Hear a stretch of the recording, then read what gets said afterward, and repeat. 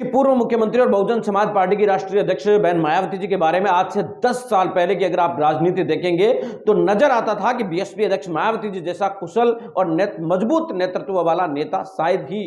किसी राजनीतिक पार्टी में होगा। उस समय देश के अखबारों में और देश की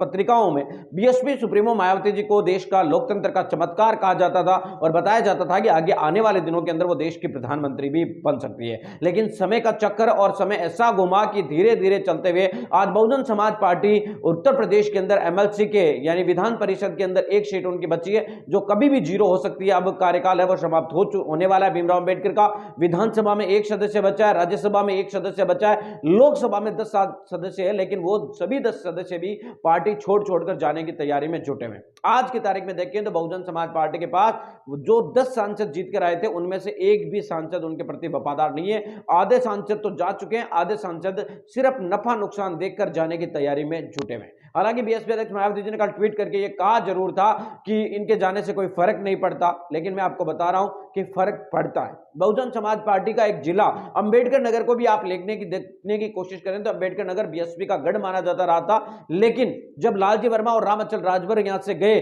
तो आज समाजवादी पार्टी जिसका अंबेडकर नगर में खाता तक नहीं खुलता था, लालजी वर्मा और रामअचल राजभर की वजह से वहां पर 5 सीटें जीत कर आई और बहुजन समाज पार्टी अंबेडकर नगर में 0 पर सिमट गई। दरअसल आपको बता दें कि बीएसपी अध्यक्ष मायावती जी का एक कुशल नेतृत्व है, मजबूत नेता मानी जाती है, जिसकी वजह से आज भी बहुजन समाज पार्टी को अलग अलग विधानसभा सीटों पर 20, 30, 40 हजार वोटिंग है वो मिल जाती है। लेकिन आज की तारीख में चुनाव जीतने के लिए पर्सनल वोट बैंक भी उस नेता का होना चाहिए जो चुनाव जीतने की या लड़ने की तैयारी करे। अब बहुजन समाज पार्टी से टिकट मांगने की दावेदारी वो लोग करते हैं जिनकी सपा बसपा कांग्रेस से टिकट कट जाती है और उसके बाद आकर वो बीएसपी से चुनाव लड़ते हैं। और ऐसे में आपको बता दें कि उन्हें चुनाव जीतने की अगर वो चुनाव जीतने की संभावना में होते तो फिर उन्हें बीजेपी और कांग्रेस या समाजवादी पार्टी भी टिकट क्यों नहीं दे देती। यानी कि कुल मिलाकर बात है कि दो बाकी राजनीतिक दलों के नेता होते हैं वो आकर अब बीएसपी से चुनाव लड़ते हैं, अधिकांश यही हो चुकी है। और बहुजन समाज पार्टी में उमा शंकर सिंह एकमात्र जीत कर आए थे। उनके जीतने के पीछे की वजह यह थी कि उमा शंकर सिंह बहुजन समाज पार्टी से काफी ज्यादा मेहनत और पिछले कई सालों से लगातार है वो मेहनत कर रहे थे और उनकी पर्सनल छवि भी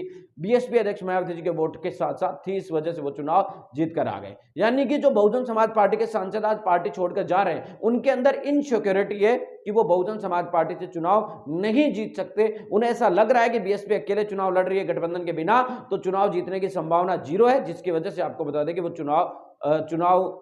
नहीं जीत सकते। इस मामले में आपकी प्रतिक्रिया क्या है, कमेंट करके